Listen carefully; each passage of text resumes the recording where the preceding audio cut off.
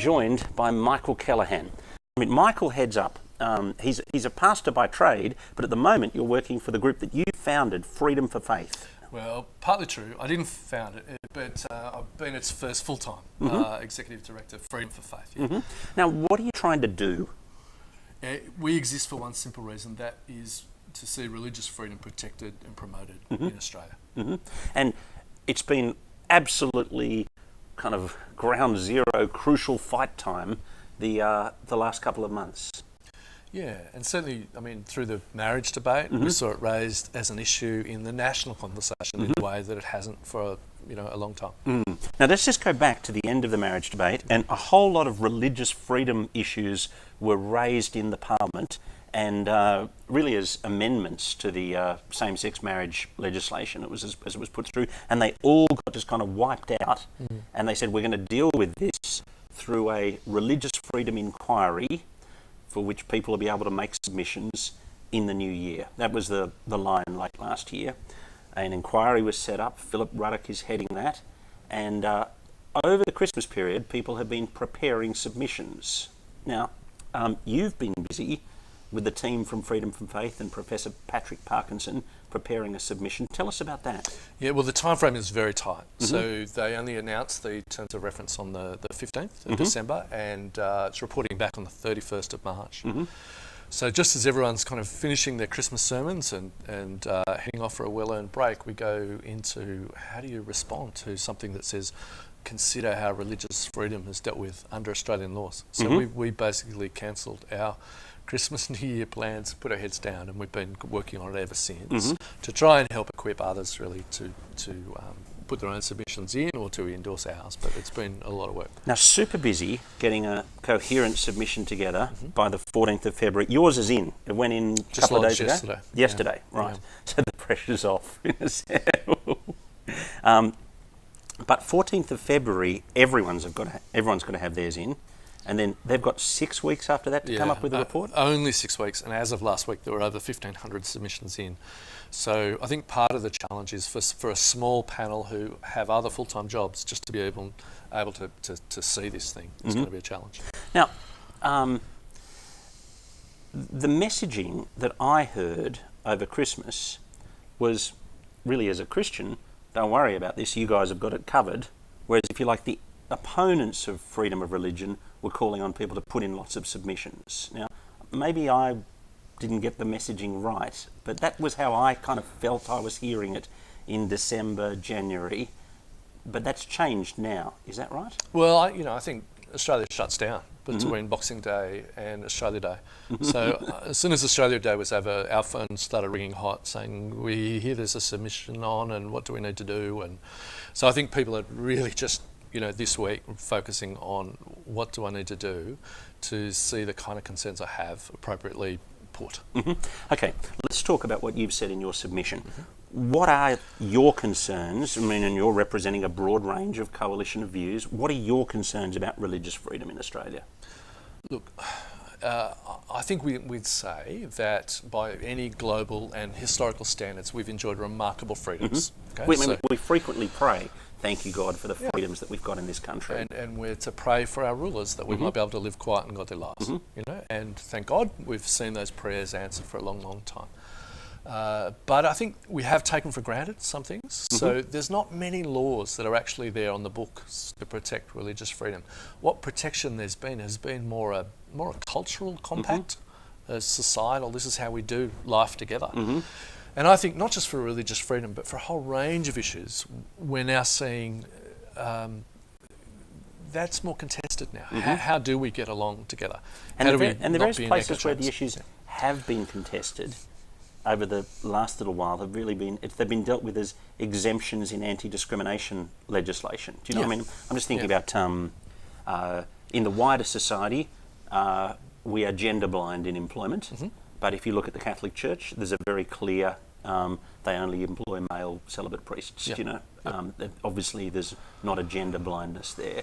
But it's an anti-discrimination exemption that's been allowed to happen. Yeah, so almost nowhere in Australian law, apart from anti-discrimination, is where religious freedom comes up. And in that context, almost always it's, here's an exemption to so you don't need to do this, or here's an exception, you're not covered by these laws. And it gets harder and harder to defend that position because it becomes a kind of grudging concession to, well, why wouldn't you act in nice civil ways like everyone else? It gets harder and harder to defend that. I mean, we've got, this is your submission, Protecting Diversity.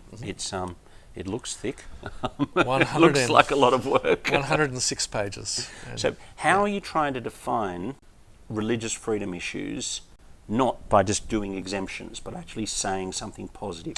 Well, that's the key, really, is that switch to say, rather than a kind of grudging concession, part of our argument is that we could actually just move to see it as a positive right in Australian law. So just not creating a new right that didn't exist before, but just saying Australia's entered treaties that say that religious freedom is important, that freedom of speech and association are important. So why don't we have a Commonwealth law that just acknowledges that reality? And then actually a lot of those exemptions and exceptions could actually be got rid of if there's a positive right there that says you've actually got the freedom to live out your faith in a public kind of way. Has that been argued before? In different academic contexts from time to time, but the terms of this inquiry are far broader than anything we've really seen before. To look at federal and state laws, to see anything that touches on it. So it's a great opportunity to focus that argument into this political moment. So it could actually end up being good for faith groups in Australia, this inquiry. We want to be positive and to say, look, we actually think that church can give some leadership in this space that isn't arguing for a privileged position, but doesn't want faith excluded as well, that recognises that there are people with different beliefs and that we can find ways to get along. Okay, let's talk about best and worst outcomes. What's the best outcome that the Christian church could hope for? That the panel takes seriously the concerns, that they listen to the different stakeholders are there, that goes into recommendations, that we start seeing a different legal architecture in place. That just helps protect the cultural agreement we've got around this at the moment. That would be the best case. Okay. Worst outcome? I mean, am I still going to be free to preach on Romans 1? Yeah. The worst outcome is never about pastors and preaching. What takes place in the church on a Sunday morning will be the last thing that anyone will get to. It's much more what happens to the members of your congregation who are working in a school or a bank, and their freedom to live out their faith, or to be still fit to practice as a social worker or a counsellor, those kind of things. Right. Okay. Well, let's go through those kind of one at a time. What are the issues? You said school, bank, social worker. Let's do school, and we'll do it under the heading of a teacher in a secular school and a teacher in a Christian school. Where are the religious freedom issues for a Christian teacher in a secular school? And what are you arguing for in that? Well, we're coming to you from the heart of the inner west, as you know, in Sydney at the moment. And I know teachers around here who just don't wear crosses to school. Now, they don't have to wear crosses, they don't feel as though they have to, but quietly they've decided not to, because they recognise that it just causes problems for them. That it's almost like putting a target on them. I don't want to overplay that, but that they've said to me, look, it blows our credibility straight away when we're teaching to have that, and to parents will think differently about us, so it's just easier not to wear a cross. Now you can see how you can get from there to it's just easier not to speak publicly about the faith, and just to keep these things private and quiet, and go to the church on Sunday where we can freely talk about the faith we have, but does it still almost belong live in a the double school? life? Absolutely, yeah. And so the theologically you'd want to say that, well, does the Lordship of Christ extend into the school in that way? Forget the private public for the moment, and think, how do I think about being a Christian in this space? I mean, just looking at your title, you've called it Protecting Diversity. And so I think your argument then is you want to see within the school community, within the staffing of the school community, a diverse range of views. Sure. And some of them would be Muslim views, some of them would be Christian views, some of them would be secular views, whatever, you know. Yeah. Okay, Christian schools, what are you hoping for there? Well, I think one of the big challenges they're facing, and have been for a while, is around employment. And so in Victoria, right now in the Territory, in different places, we're seeing an ongoing challenge that says you can have a Christian head or a Christian chaplain, but not a gardener, not a history teacher, not a maths teacher. There's no need for them to be Christian. There's no right for you to preference them, because gospel subjects is not on the maths syllabus. Yeah. And you should just be following the law like everyone else. It varies from state to state as to how that's played out. Right. Now, what about Christian charities? Yep. This one particularly comes up out of the marriage debate, where through the similar kind of jurisdictions around the world, we've seen charities, even in New Zealand, who've lost their charitable status over this very issue, that if they teach something which is against the public law on marriage now, they no longer going to be recognised as a charity. Now, my observation is that the mainstream denominations, their big concern in the religious freedom debate, given that we're still free to preach what we would want in church, is over their right to employ people in schools who hold their faith position, and their right to employ people in their charity organisations who hold their faith position. Have I read the landscape right there? Look, I'd say that's certainly a big concern. I wouldn't say it's it. Yeah. So it could come up in different ways. Potentially, yes. Yeah. So if the changes that we've seen in the law have happened really at a speed and scale that few believe. So, because if we put it on a continuum, I mean, most of the stuff we've been hearing in the debate has been, what if I'm a Christian photographer who's being asked to photograph a same-sex wedding? Do you know, am I free to have my own beliefs and not exercise my photography skills that day? Then I suppose you'd say debates over faith organisations, whether or not they're allowed to have people of their faith as their employees in not necessarily direct faith teaching roles, but ancillary support roles. And then right up here, what faith leaders can say in their worship communities. Do you know? So that's right? Yeah. So I think everyone would say, look, you can have a freedom to worship in church. So we're not debating that. No. We're not debating whether or not...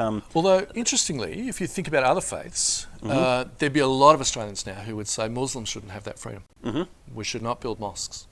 We should not allow them to meet, because their very presence and their meeting together actually threatens our way of life and is a threat to the society. But I think you would be saying that because I'm arguing for freedom in faith in principle, I've got to argue for their freedom as well as my freedom. Yeah. You know, freedom for all faith groups. Yeah. Now, we've got a question that's come in from Lenny Jo McMillan. She says, hi Mike, are you assisting schools and churches to write contracts which will help navigate employment?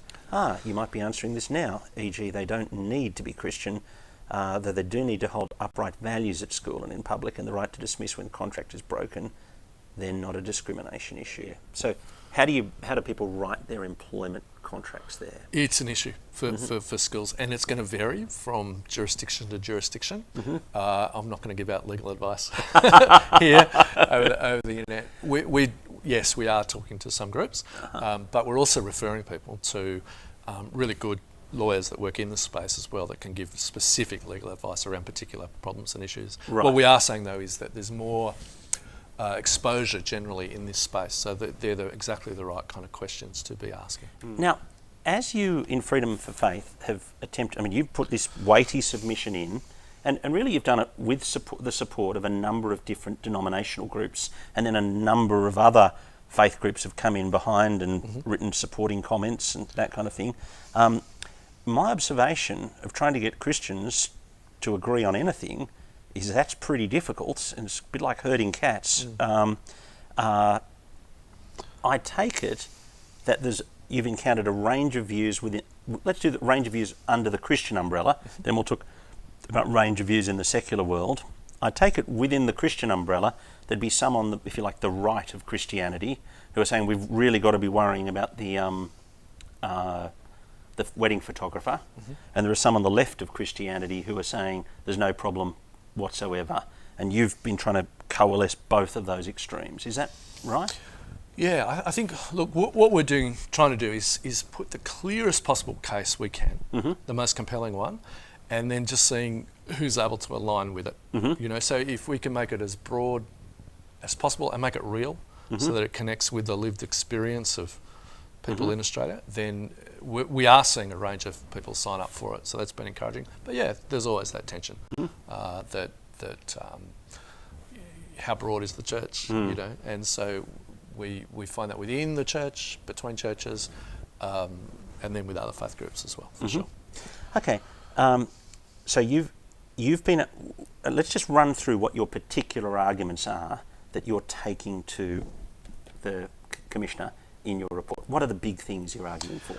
Well, a lot of it is kind of setting the scene and understanding what it is, trying to frame it in the right kind of ways, and then there's 8 kind of specific recommendations that we Let's argue go for. it. Yeah. I may need to consult. There've been a few late nights, but look, one of them certainly, and one of the big ones that leads us into it, is really thinking differently about the issue before us. So we would say that rather than having, you know, this exemption kind of model, it's better to go the way to frame it positively. Yeah. Yep. Better to redefine discrimination so that we kind of give a right for people to have a school that lives out its faith commitment. Faith, yeah. Just in the same way that you wouldn't expect Greenpeace to be employing part-time harpoonists. You know, but and they shouldn't. They shouldn't have to have no. Yeah. To do that kind of thing. How would that take place? Well, the international treaties we've got, let's have the Commonwealth actually put them in a law and recognise them. Not create new rights, but recognise them. And doing that will kind of trump the state problems we're having. Yeah. So I mean, there's some technical ways that I won't bore you with the details of, that we argue for it, but that's the general direction that we're heading. So alongside that, we would say it'd be good for employers to have a positive duty to have reasonable accommodation for employees with, you know, religious belief, so that if someone does need to pray, or if someone wears a cross, that shouldn't be a sackable offence. You know, we should actually. You should be able to be a bus driver who wears a cross, sure, or a turban, or whatever it might be for you. You know, there are limits to it, and we say that clearly, that, you know, there are limits for security and public safety. It's not an absolute kind of right. But a lot of it is kind of saying, look, let's actually treat this seriously as a human right and not see it as a second order. So that if there's going to be, you know, a commissioner for the aged within the anti-discrimination framework, let's have a commissioner for religious freedom as well. So let's actually follow through on some of the things that we say that we believe and we're committed to.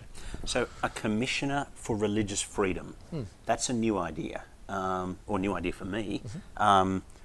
What would they do? How would that work? It would be a bully pulpit kind of role. So you'd be saying you have a responsibility to talk about religious freedom at state and federal levels as people are drawing up laws. Have you considered this? Have you thought about that?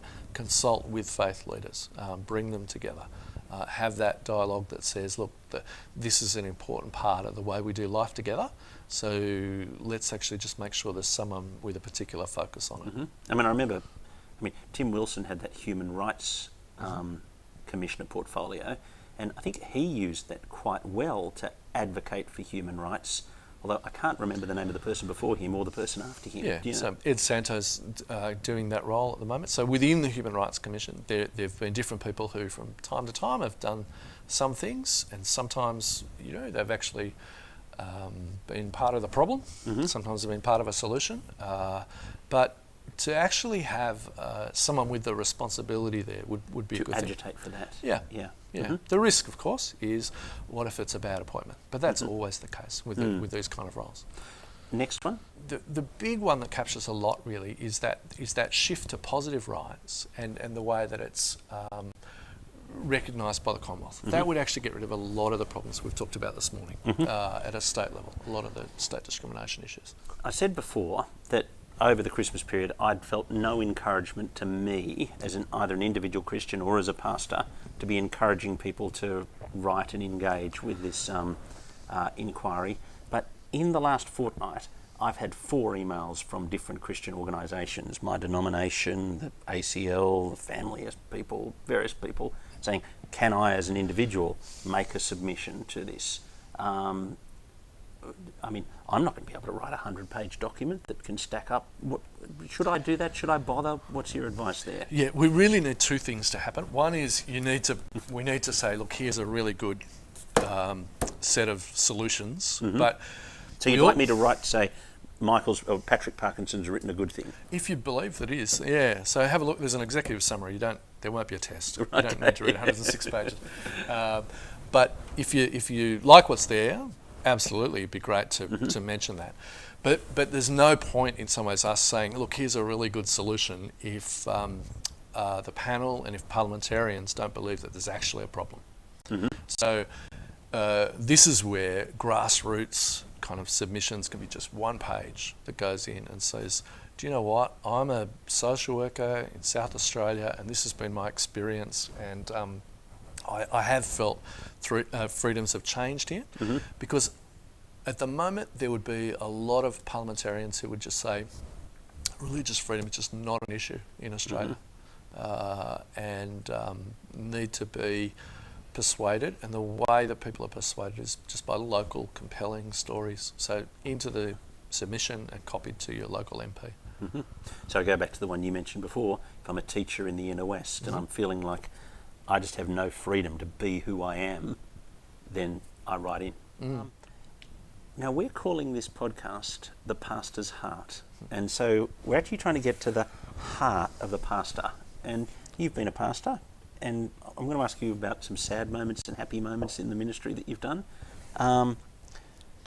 What's some of the saddest stuff that you've had to walk through as a Christian pastor? I mean, there's the burial of children, the counselling families with suicide. I mean, there's those traumatic kind of things but in some ways, you're there to bring God's comfort into that situation. So although it's terrible for them and it's an awful situation, that's not as hard in some ways as seeing... there's a professional detachment. Although you're in there, there's still a professional detachment. Yeah, that's true. What about you walking through a particularly difficult situation with God? Yeah, look, I think the things that are hard for me have been more, you're seeing... And I think of a particular friend in ministry failing, and marriage and ministry just kind of complete mess, and someone that was close. So seeing those kind of things, seeing people someone who's just really close to you, that you've looked up to, felt as well either as a peer or peer. Yeah. So those kind of things, and I think most pastors would recognise those kind of things, but sometimes that's quick and dramatic, and then other times it's been the slow motion bad decisions that people take over years, where you just see their love for Jesus kind of choked out by other things. What about things that have brought you real joy? Yeah, look, I think the reason I came into ministry was convinced that the tomb was empty and Jesus had walked out of it, and so that hasn't changed, and so I think I'm always kind of looked to that, and seeing other people come to faith like that as well. I could think of one guy in particular who came from a Muslim background to faith while he was a student here in Australia, and just being able to read the Bible with him as the Spirit was at work in his life, that was just an incredible privilege to see those kind of things happen. Yeah. You're telling me that man coming to Christian faith transformed your church? Yeah. So, and particularly the situation he was in was coming out of a Muslim family and country where following Christ was quite a costly thing. So he's still in hiding from his family, and it really changed the way the little church that we're in kind of understood persecution and what the cost of following Jesus, and gave them a different take as well on kind of Muslim Christian issues and how to think through that, because it wasn't that's an out there kind of issue, but this was a person now that I'm thinking of. Yeah. I mean, when you say that and you talk about the persecution that Christians undergo in other countries, when we're talking religious freedom here in Australia, we're not talking that order of magnitude, are we? Do you know? No, but nor do we want that to be the measure. Right. So we don't want to say, well, that's not as bad as North Korea. Let's be thankful. No, we say, do you know what? The freedoms we've got here are wonderful and precious and good. So let's be thankful for them, and let's not take them for granted and see them slip. Do you think we have taken them for granted? Yeah. In what ways?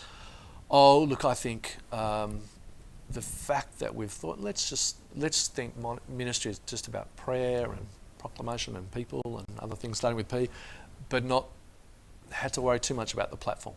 Mm-hmm. So we've just thought, you can go and you'll be able to plant a church in a school, not have to buy a building. You'll be able to go into this workplace and do these things. And a lot of those assumptions now are being stripped away. So we're finding them more under challenge. And if you sent someone as a missionary to another country, they would have realised, well, we won't just be able to go into this situation. We're going to have to negotiate. And build the platform, and secure the platform. Yeah. So a lot of our assumptions about the way ministry has been just always done just are no longer true. Right. Okay. Michael Kellahan, thanks very much for talking to us today. Thanks, Dominic. My guest has been Michael Kellahan from Freedom for Faith. And look, coming up over the next couple of weeks on The Pastor's Heart, next week we're going to have as our guest Evan McFarlane. And he really has been heading up the Christian ministry area of raising up ministry apprentices and training ministry apprentices at St Paul's Carlingford. And he is the guy that I particularly look to for wisdom in this whole area of raising and training young ministry apprentices. This year at Village Church we've got 3 ministry apprentices. Last year we had 5. And so I'm really, really keen on this process. And I like talking to someone like Evan because he sharpens me and makes me think more cleanly, more clearly about how I'm doing what I'm doing. We're also going to be talking in the next couple of weeks with Peter Tong, part-time at Moore College, part-time at St Andrews Wahroonga. He's going to be talking to us about Luke's portrayal of women in the Gospels and in Acts, and how scholarship has changed in its mindset on that over the last few decades. Sandy Galea is going to join us from MBM at Rudy Hill, and we're looking forward to talking to her about grief and helping children through grief. When I rang up Sandy and asked her to talk with me on The Pastor's Heart, I was expecting to get to talk to her about structuring a children's ministry and things we can look out for and pitfalls and how to do it better and making teams work and all that kind of thing. And we're going to get her back in a few months to talk about that. But when we started to talk together, it became clear that it would be super helpful to ask her questions about kids and grief. And so we're going to do that in a couple of weeks' time. So I hope you'll stay in touch with us on The Pastor's Heart and put your questions up on the Facebook page so that you can have your question answered. And of course, it's available now on podcast at thepastorsheart.net. Thanks for joining us. See you next week. Cheers.